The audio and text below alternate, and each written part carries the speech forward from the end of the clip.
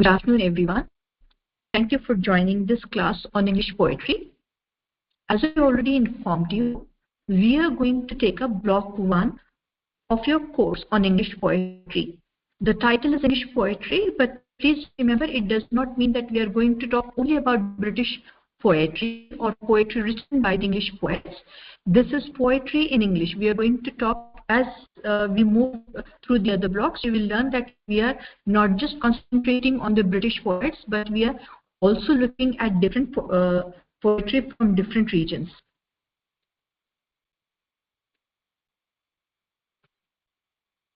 Give me a minute.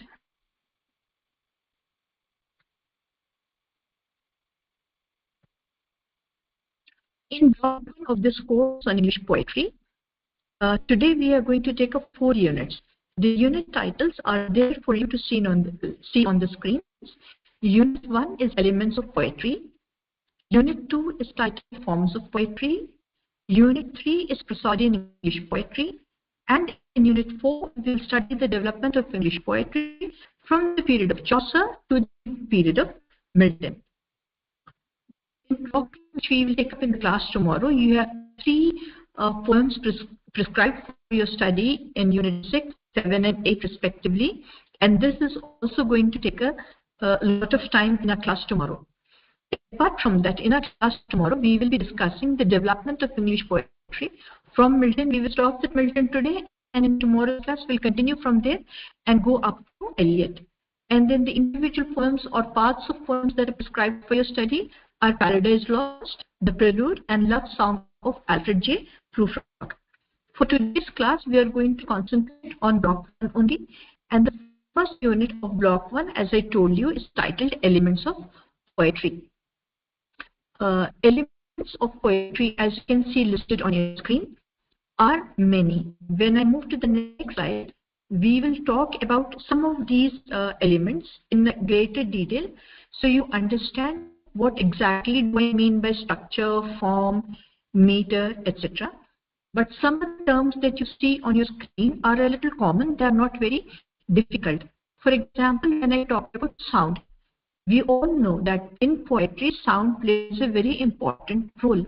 And because the component of sound is important, rhythm, rhyme are also important elements of poetry. What could be the subject matter of poetry? Is it restricted to any one subject? Or can the poet decide what could be the subject of the poetry, the poem that the poet is writing? And the speaker, who is the speaker in a given poem? Is there only one speaker? Is the poet himself herself the speaker? Does the narrator stand for the poet? Is the narrator the spokesperson or the voice of the poet? Is there only one narrator? Is there more than one narrator? What is the point of view that is present? Is that the point of view that the poet himself holds? Or is that the point of view of the speaker or the narrator or whoever is projected there? What is the theme? What is the subject matter? What is it that a poem talks about? Is it limited or is it vast? And is it open? Does it change from period to period? Does it change from one poet to the other poet? What is the tone in which a poem is written? What is the mood that is being conveyed through the poem? It is when we read a poem, for example, when we read an elegy, a very gloomy mood, a dismal mood, a sad mood is created by the poet because of the theme which is elegiac in nature. Then what is the sentence structure? What is the syntax like? There is a lot of use of figurative language in poetry, similes, metaphors. These are examples of figurative language. And there is excessive use of such figurative language in poetry compared to prose. And again, compared to prose or in contrast to prose, poetry can be extremely dense because the writer has to convey a lot of meaning with the limited use of words. We find that a lot of meaning is packed in the lines or in the words that is used by the poet. So we find density as an important element of poetry. Let us look at some basic features that we need to know when we talk about the elements of poetry. When we talk about the structure of form, form refers to what are the different types of poetry, in what are the different forms in which a poem can be written, like a lyric, a sonnet, etc. We'll read more about this in the other slides.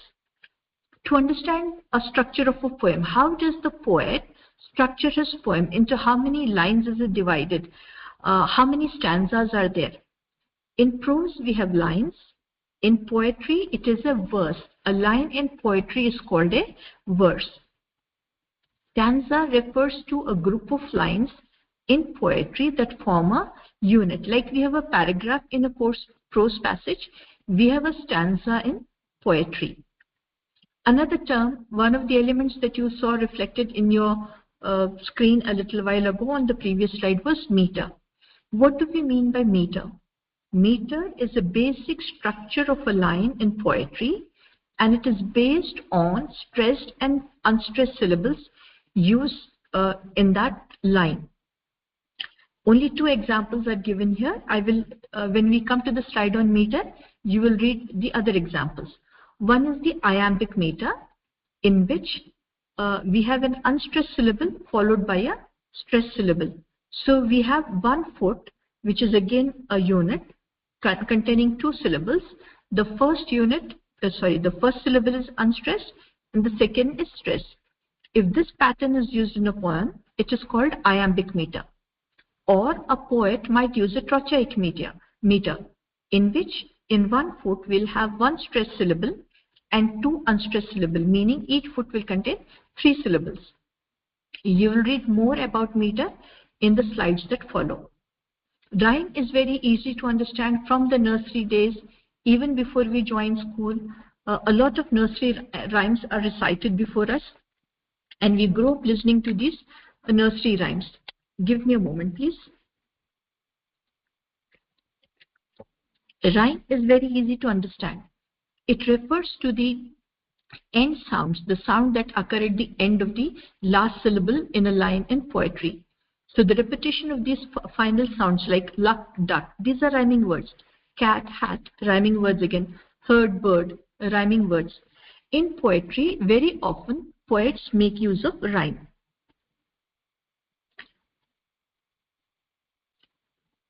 One second.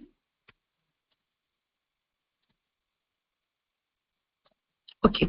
The second unit talks about the forms of poetry. What are the different forms of poetry? These are the major forms that are prescribed for your study. What you see reflected on your screen are lyrics, sonnets, odes, elegies, epics, and ballads. Let us look at each one of these, try to understand what they are, and then in the slides that follow, I have given some example poems also. Each poem is not complete because some of them may be big, but I did try to show to you one example for each of these forms or types of poetry. Let us first understand what do we mean by a lyric. In a lyric, the poet expresses emotions or feelings. So it is very personal, it is very individualistic. And these feelings that are depicted could be the feelings of the poet, the narrator, or speaker. And because feelings are being projected, we find that lyric is generally written in the first person. Earlier, when lyrics were written, they were set to a musical instrument called lyre, L-Y-R-E, hence the term lyric. And this originated in Greece. Generally, lyrics are very short. The language that is used in a lyric is very, very simple. Throughout one lyric, it is one emotion that is being presented. A single emotion is being depicted, and thoughts revolving around this emotion are presented to us. And because I said that it is generally set to the musical instrument lyre, even when there is no use of the musical instrument in poetry later on, we still find the musical quality in a lyric. And through the lyric, we come to know about the speaker's mood. So the mood of the speaker or the narrator becomes clear through the lyric as we listen to the words. One very good example of a lyric is Daffodils. I think I have listed the example on the next slide. The poem Daffodils is there on your screen. Look at the different stanzas here. Look at the last words. Cloud, crowd, rhyming words. Cloud, crowd. Hills, daffodils. Trees, breeze. Do you find the rhyming sounds? Cloud, crowd. Hills, daffodils. Trees, breeze. Now look at the second stanza. Sign, line. First line, third line. Way, bay. Second line, fourth line. Last two lines of the second stanza. Glance, dance. Then look at the third stanza and follow the rhyme scheme there. They, gay, glee, company, thought, bought. Last stanza. First line, third line. Lie, I. Pay attention to the last stanza. Second line, last word. Fourth line, last word. Mood, solitude. Fills, daffodils. So you find a good rhyme scheme being used here. Now when you read this poem, you will find that because it is a romantic poem, you will find a lot of use of nature imagery. You will find that the poet is using very simple language, because when you studied about the Romantic age in the last semester, you learned how the Romantics wrote poems for the common people. It is not elitist crowd that they are addressing. I wandered lonely as a cloud that floats on hills or vales and dales, when all at once I saw a crowd, a host of golden daffodils, beside the lake, beneath the trees, fluttering and dancing in the breeze. Very easy to understand. You might have noticed the lyrical or the musical quality. You have seen that the language is very simple. There is only one emotion. It is the emotion of happiness that the poet feels when he sees a vast field of daffodils.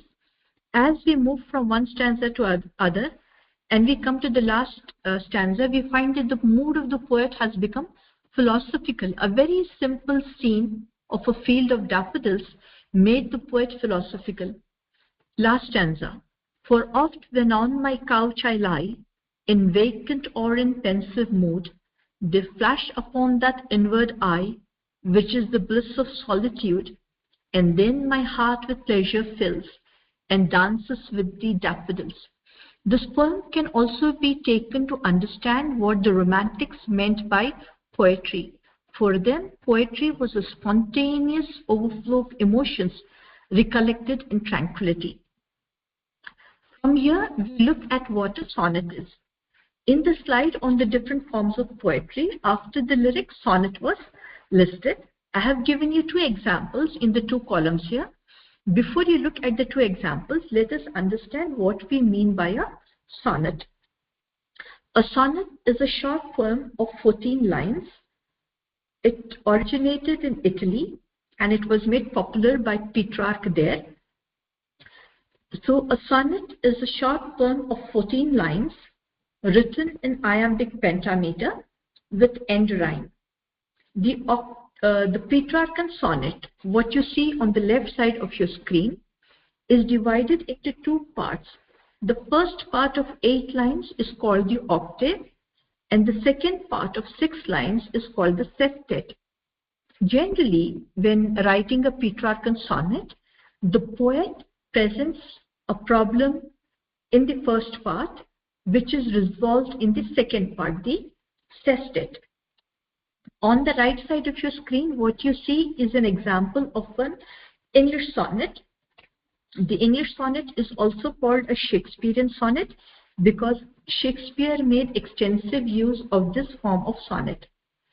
The Shakespearean or the English sonnet, like a sonnet in general, is also written in 14 lines. It also uses iambic pentameter, but unlike the Petrarchan sonnet, it is not divided into 2 parts. It is divided into 4 parts. The Shakespearean sonnet that you see on the right side is divided into 4 parts. We have 3 quatrains, 3 stanzas of 4 lines each, and a concluding couplet of 2 lines.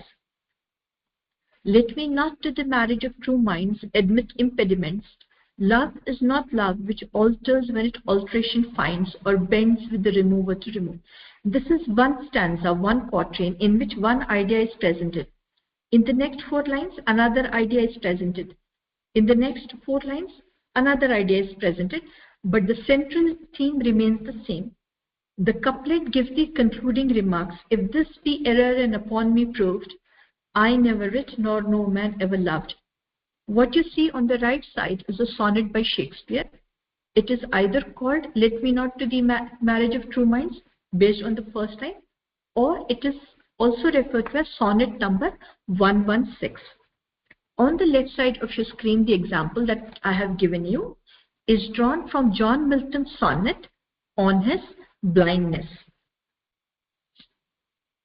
The rhyme scheme that we find in the English sonnet is A, B, B, A. Look at the last words.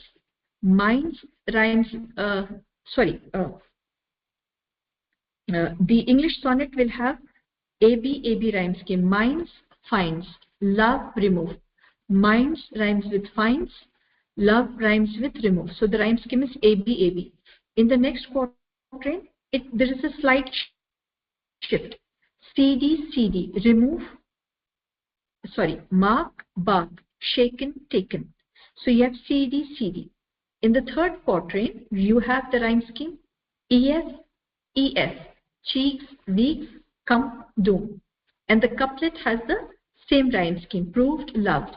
Now move to the left side of your screen where we have the example of a Petrarchan sonnet. Here the rhyme scheme is different. The last sound of the first line rhymes with the last sound of the fourth line, spent, bent.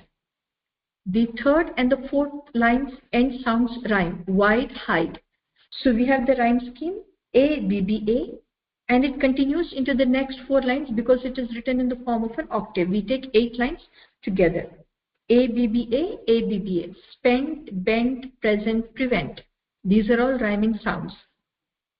Then the sestet rhyme scheme is CD, E.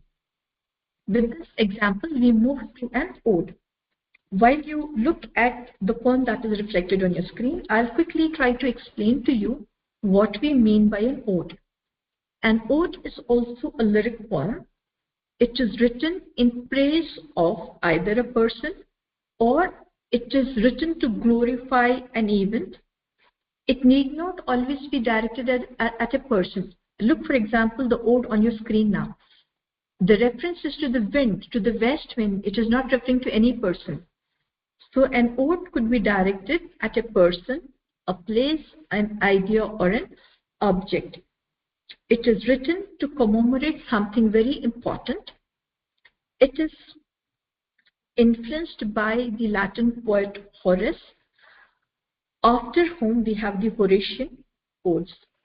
The Horatian odes are all written in the same pattern. So all the stanzas in the Horatian ode follow the same pattern, but there is no fixed pattern here. The poet decides what pattern to follow. Here you see stanzas of 3 lines each.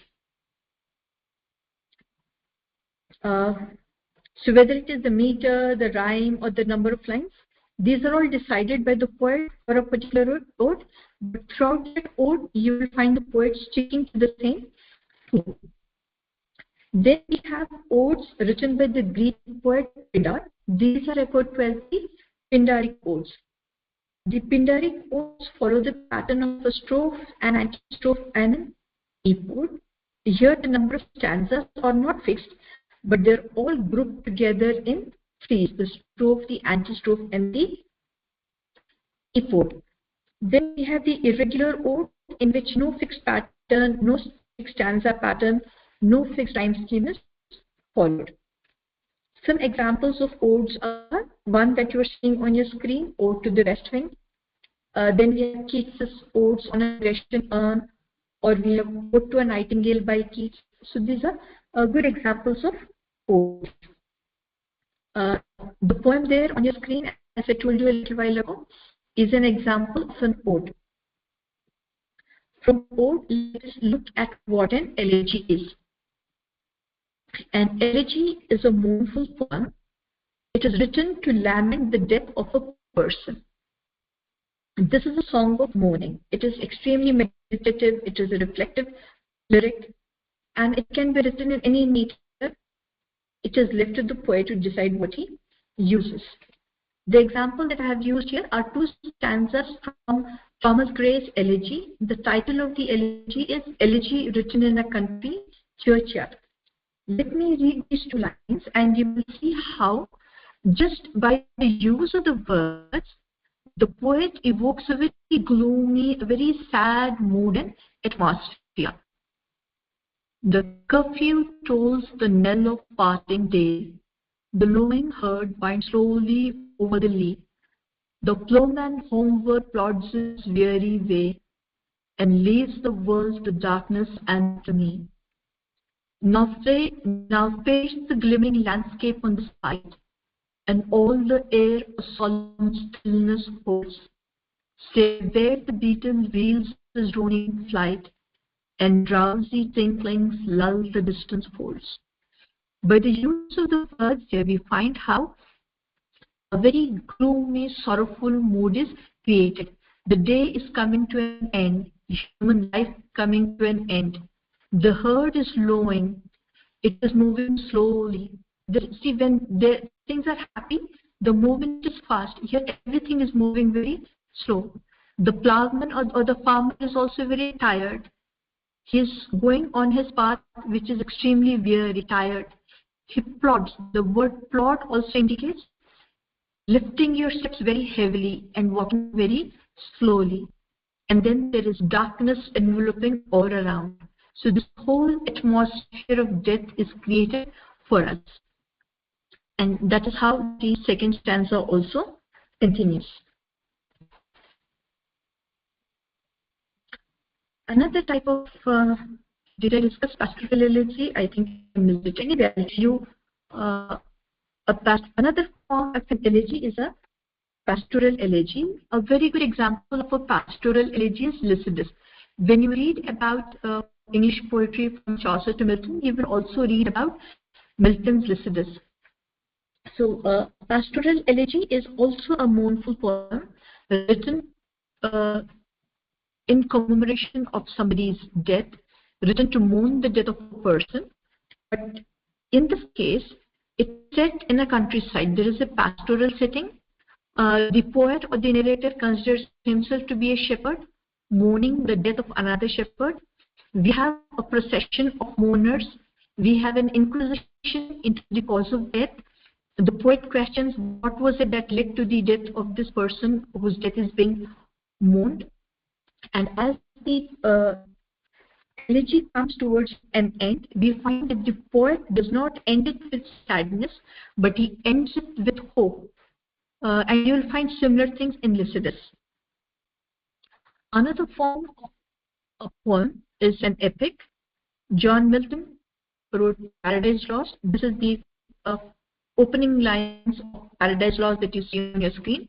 He also wrote Paradise Begin, which is also an epic. To tell you more about epic, I thought I would play a lesson that I had prepared some years ago for our students from the annual mode batch. After this, I'll play it to you. There are various conventions of an epic. That particular video, it is there on our University IMC Mano YouTube channel. It's titled Paradise Lost as an Epic. All the epic conventions are given in that video lesson, and all the examples are drawn from Paradise Lost. When we move on to the second block in the class tomorrow, we have to study Paradise Lost Book 1. It is prescribed for you. So it is important that you go through that video lesson that is already available on the YouTube channel. After this class, I will play you some segments from that video so you understand what do we mean by an epic, what are the different epic conventions. An epic opens in medias res. It opens in the middle of action. We do not start with the introduction. We jump right into the action. And in the course of the epic, the writer goes on to tell us more about what happened initially. So we learn the beginning part of the epic in some other part of the epic, not in the opening lines. In the opening lines, we have an invocation. The Greek epic has invocation to the traditional muses. Because John Milton was a Christian, a staunch Christian, we find him invoking the Spirit.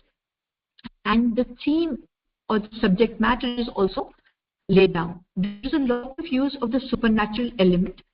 The epic, as you would remember from last semester, deals with the exploits of a superhuman, a god, a demigod, or a great superhuman.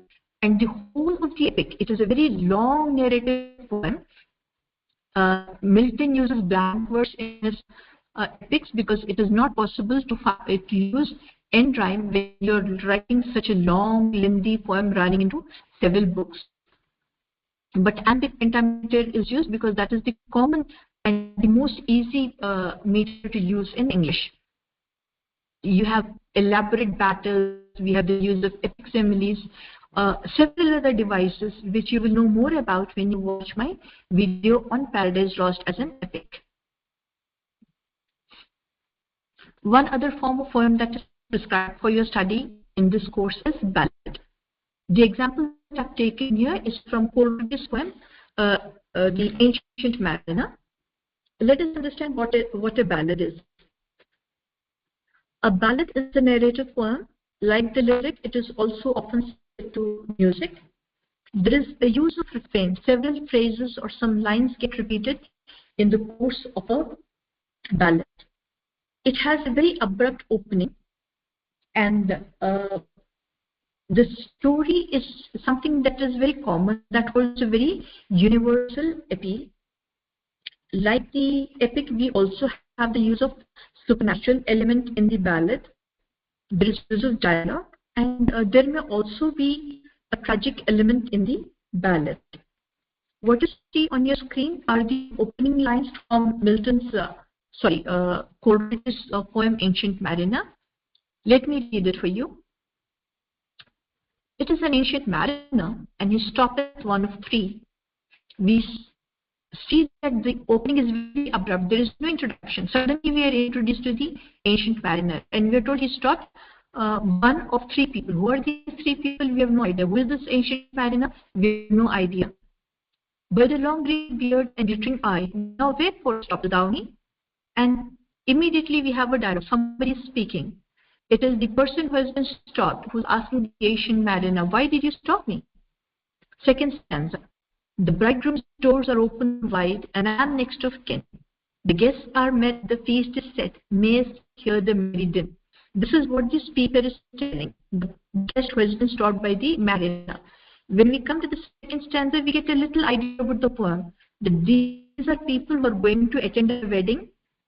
The host is the bridegroom side. The wedding hall is open, meaning that the party has started. And the speaker said that I am related to the bridegroom. The guests have already come. The feast is ready, and I cannot be stopped here. I need to go and participate in the wedding feast. And there is a lot of merrymaking happening inside, the sounds of which can be heard outside. Next stanza. He holds him with a skinny hand. There was a ship, quoth he. Oh, unhand me, greybeard loon. Soon his hand dropped he. We have the dialogue form. The guest saying, why are you stopping me?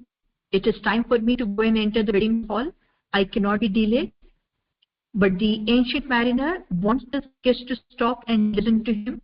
So he holds him with a skinny hand. We learn now that the ancient mariner is a very thin person. So already the narrative style, the story has been set rolling for us. He starts telling a story to us. There was a ship, but the wedding guest is in no mood to listen. In fact, he appears frightened now. He says, hold up, stop, go away from me. Why are you holding me? And when he says greybeard loon, we learn so much about the ancient mariner. He's old, the word ancient, greybeard, and he appears to be mad. So the use of the word loon. This was an example of a ballad. Now let us look at the third unit. The third unit is titled prosody. When we were looking at the elements of poetry, I told you that in the slides to follow, we will be looking at more of these elements. Before we move to the other slides, let us quickly understand what do we mean by prosody in English. The first point on your screen tells us how it originated. It originated from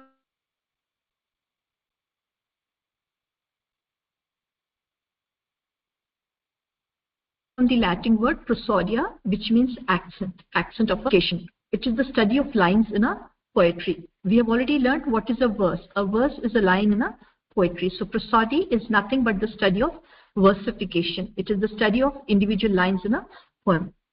In prosody, what are the different things that we take up? We study meter, we study rhyme, we study what are the different sound patterns that are used. So we can say that it is a systematic study of sound of language. And what are the different kinds of sounds? And you'll read more of these in the slides to follow. Examples given there are of alliteration and assonance. Let us read more in detail. In the previous slide, I said that prosody is the versification. Under versification, what do we study?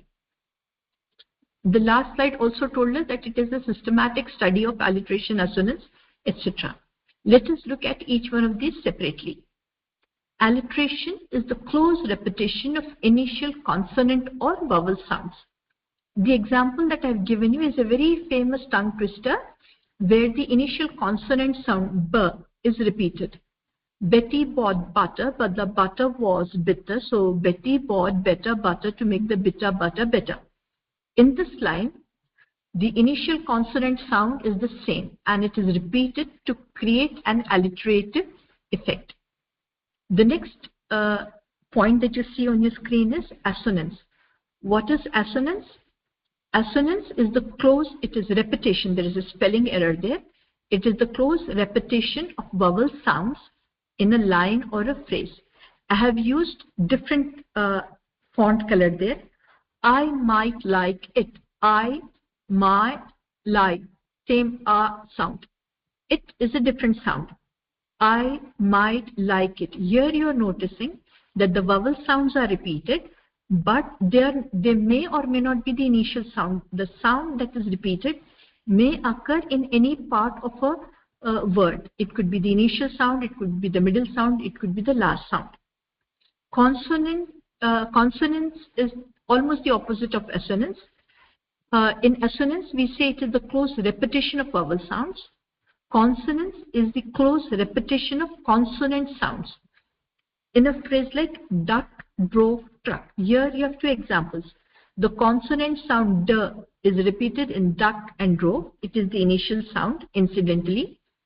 And the K sound in duck, truck. Again, this is just a coincidence that the sound occurs at the end. It can occur anywhere, initial, medial, or final positions. Then we have euphony and cacophony. These are sound patterns. When a pleasing sound pattern is created by the choice of words, it is euphony. And when harsh sounds are created by the use of the sound pattern in a line or in a poem or in a stanza, it is called cacophony. Onomatopoeia refers to words which represent the sound itself. For example, the snake hissed. Hiss is a word. It also represents the sound. Buzzing bees. Buzzing is a word which represents the sound created by the bees. If this part is clear, let us study the basics of meter. Meter refers to the measured beat established by a pattern of stressed and unstressed syllables which make the poem rhythmic. What do we mean by metrics? Metrics is the study of meter by scanning a line. And what is scanning a line or scansion? It is the metrical scanning of a line to locate unstressed and stressed syllables. All this is done as part of prosody. Syllable. A syllable is a smallest unit of a word containing a vowel sound. And when we are scanning lines, when we are looking at meter, when we are looking at prosody in a poem, we also consider foot. What is foot? It is like syllable. It is also a unit of measure, but this is specific to poetry. It contains one or more syllables, and this is the smallest unit of meter in a poem. It may contain both stressed and unstressed syllables. If you remember in the previous slide when I talked about I am and proci, one had 2 syllables and the other had 3 syllables. So foot can vary. It can have 2, 3, and it can have a combination of stressed and unstressed syllables. Give me a minute. The slide appears to be stuck.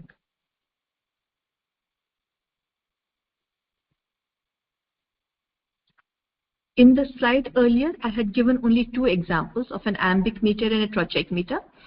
And now we are looking at the different types of meter in English. Each one is listed one below the other.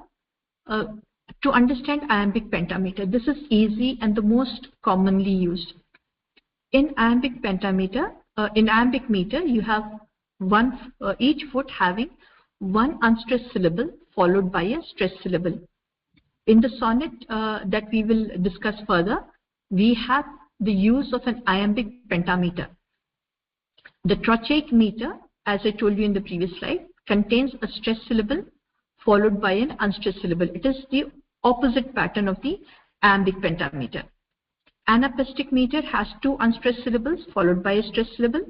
Dactylic is the opposite of this, where you have 1 stressed syllable followed by 2 unstressed syllables.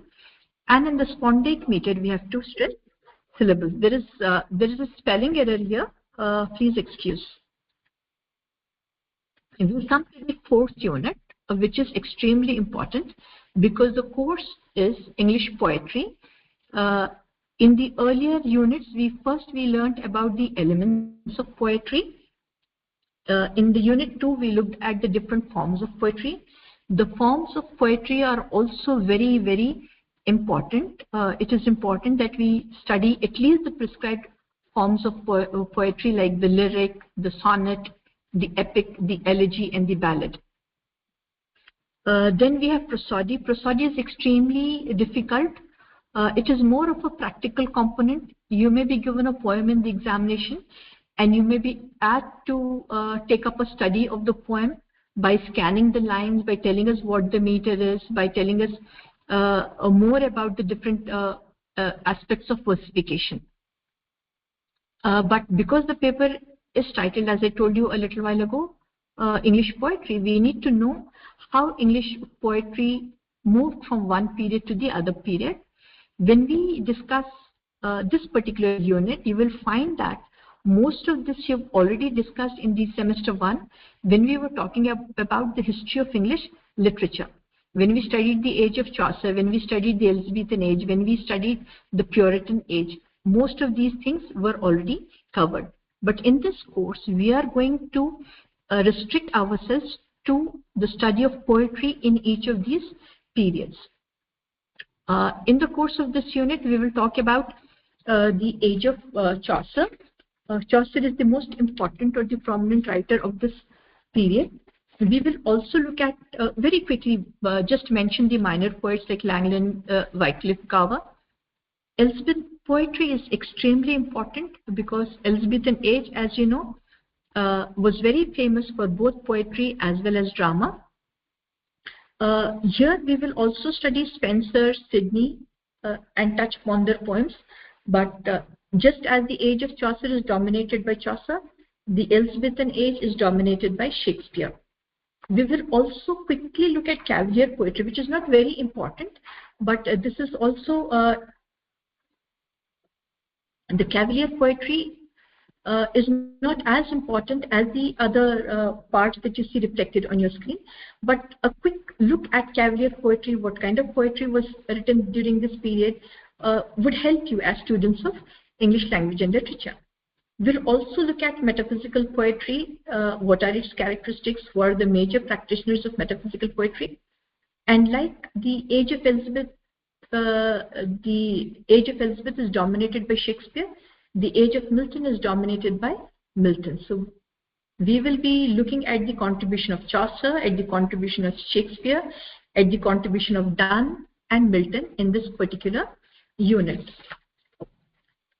Let us first pay some attention to the age of Chaucer. This was the time when there was a lot of disillusionment with the papal authority or with the interference of the church. Hence, we find that there is a critique of the established order and of the established religion. This was also the period when, because of the 100 Years' War between England and France, there was a growing sense of nationalism among the people, and this gets reflected in the poetry of the age. This is also the age in which we see the rise of the middle class. The aristocracy does not have much role to play now, and this is basically because of the impact of the peasant revolt. During this age, we also have the plague, which is also referred to as the Black Death, and this had a great impact on the socio-economic life of the people. As we move through the age of Chaucer, we find that there is a waning influence of the French and Latin languages, and English is increasingly used, because this is also the period when we find that there is standardization of English, or the standardization of English begins to set in around this period. This is the age when we find poetry gaining a lot of significance. The kind of poetry that is written during this age is mostly secular, and we have narrative and descriptive poetry. 4 poets are mentioned there on your screen, and we will talk about Chaucerian stanza, but before that, a quick look at Chaucer himself.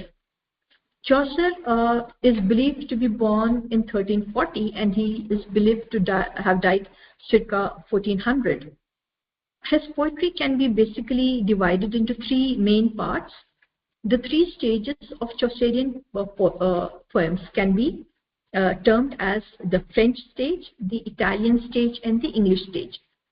In the French phase, as the term indicates, we find a lot of influence of the French works of the French writers on Chaucer. 2 examples of poems written during this period under the influence of the French writers are The Romance of the Rose and the Book of Duchess. In the second phase, or the Italian phase, the Italian stage, we have works like The Parliament of Fowls, Troilus and Cressida, and The Legend of Good Women. Troilus and Cressida is considered to be the best narrative poem written by Chaucer. Then we come to the English stage, in which we have Chaucer's masterpiece, The Canterbury Tales. The idea of writing a poem with the presentation of, or as a collection of tales, is not new to Chaucer. This was already done by Boccaccio in the past. In this particular poem, the Canterbury Tales, we have Chaucer presenting 29 pilgrims. These 29 pilgrims are on their way to the tomb of St. Thomas Becket, which is at Canterbury. Hence the title, The Canterbury Tales. So as these people move on the pilgrimage, they take turns to narrate poems. The initial plan was that each of the pilgrims will narrate 2 tales, 2 stories. Chaucer very consciously has men and women as his pilgrims. He has people from the higher strata of society and the lower strata of society among the pilgrims. For example, he has the knight. He also has a very humble plowman as one of the pilgrims, and several occupations that were common during his period are covered as representing these different pilgrims. It is a descriptive and a narrative poem, and Chaucer makes very good use of humor and pathos.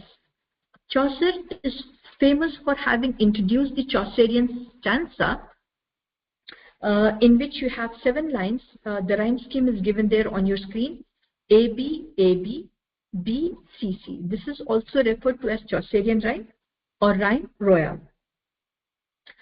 Some contemporaries of Chaucer are William Langland and Gower, as you saw reflected on your screen. The kinds of poetry that were written during this age, during the age of Chaucer, is varied. We have lyrics that are both religious and that are written on both religious and themes of love. We have the rise of the ballad form in the age of Chaucer. We have the rise of the allegorical poem in the age of Chaucer. And as I told you, the Canterbury Tales is the best example of narrative and descriptive poem. After Chaucer, there was a decadence in English poetry, and nothing much or nothing of much importance was written for a very long period of time until we come to the Elizabethan poetry, or until we come to the time of Edmund Spenser. In one of the previous slides, I divided the major topics as the age of Chaucer, the Elizabethan age, the Cavalier poets, the metaphysical poets, and the age of Milton. That is not how it is always divided when we study the history of English literature, or when we study the history of English poetry. Edward Albert, for example, in his book, The History of English Literature, divides the age of Elizabeth. When he's in the unit or in the chapter on the age of Elizabeth, he talks about Spenser, he talks about Donne, he talks about Marlowe, he talks about Shakespeare, he also talks about Ben Jonson. For your benefit, for easy understanding, I have separated metaphysical poetry. Donne is a metaphysical poet, and I have separated the Cavalier poets, so it becomes easy for you to understand. Let us quickly look at what Elizabethan poetry is, and we'll spend a little time on understanding Spenser and Sidney before we come to Shakespeare. Elizabethan age is the age of a lot of literary activity, like you have already studied in your semester 1. When we were doing the course on English drama, we again studied how Elizabethan drama saw a great flourishing of drama. This is the age of revival of learning. The influence of Renaissance can be very clearly seen on the Elizabethan poetry. Like in the previous age, we find that there is a lot of nationalistic fervor, there is a deep sense of patriotism. By now, a sense of religious tolerance has set in. It was relatively a calm period. We find a lot of lyrics and sonnets being written during this age. About Edmund Spenser, who lived between 1552 to 1559, let us look quickly at one or two minor poems and his major poem, Fairy Queen.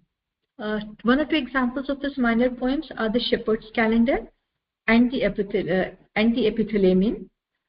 The Fairy Queen is a major poem written by Spenser, for which he is extremely famous.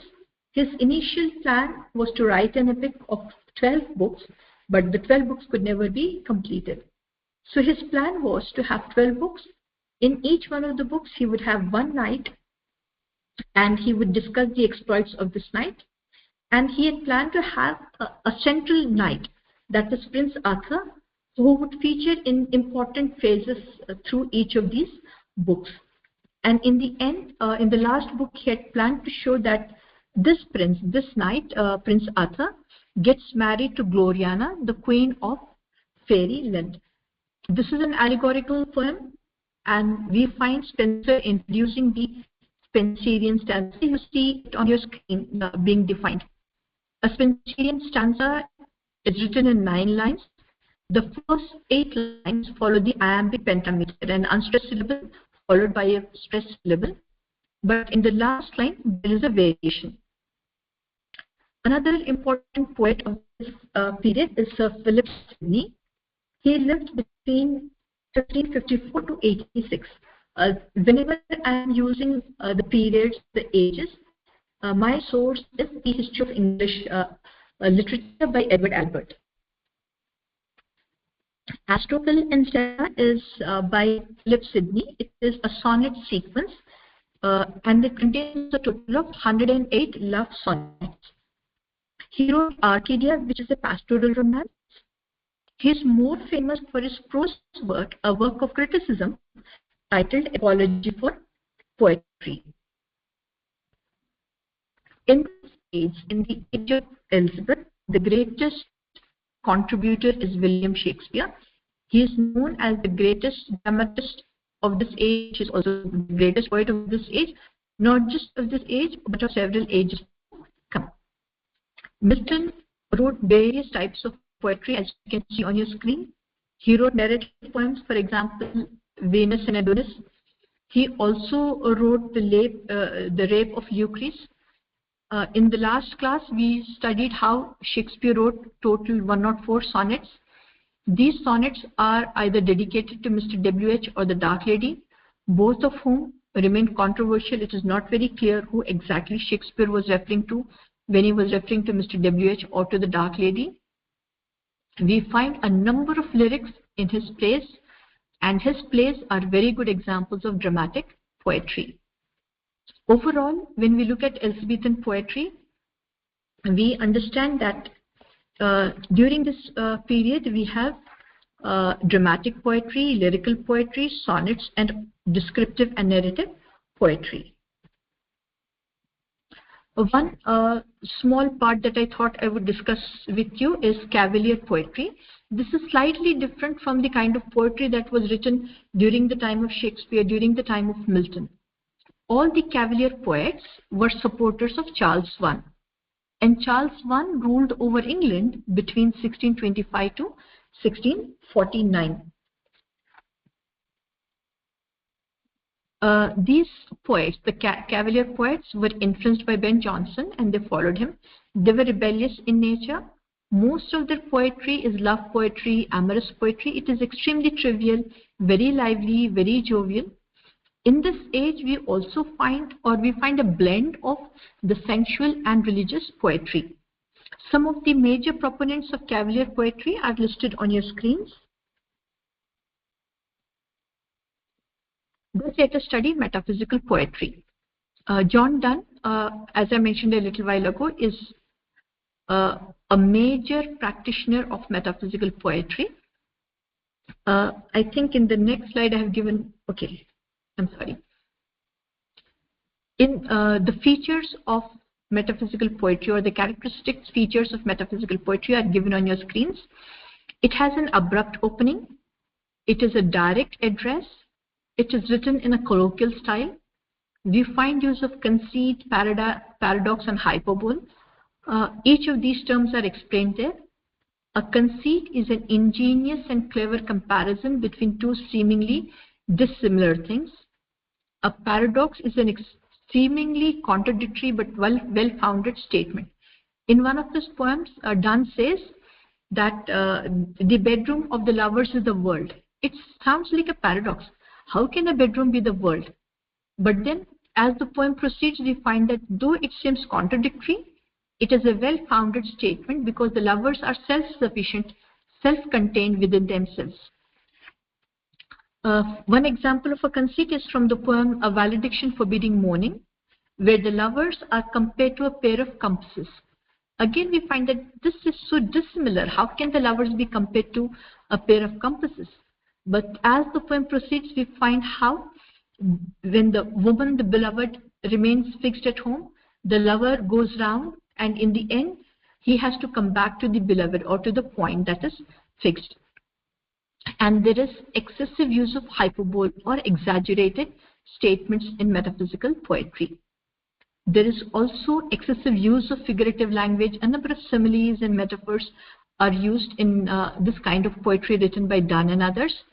The tone is extremely philosophical, and most of the imagery that we find in metaphysical poetry is drawn from the scientific or the geographic world, because that was the age which greatly influenced scientific discoveries and geographic discoveries. Do we have, let me look at the time available. Okay, not much time. Let me quickly look at the age of Milton. Like the Shakespearean, like the Elizabethan age is completely dominated by Shakespeare, we have the age of Milton extremely dominated by Milton. He wrote various kinds of poems. I have given one example or two examples wherever possible. He wrote Petrarchan sonnets. I told you earlier what a Petrarchan sonnet is. An example is on his blindness. He wrote lyrics like L'Allegro and Il Penseroso. He wrote pastoral elegy. We also discussed this a little while ago. Lycidas is the title. One of the examples of odes written by Milton is on the morning of Christ's nativity. He is famous for two epics, Paradise Lost and Paradise Regained. He is also famous for the play Samson Agonistes.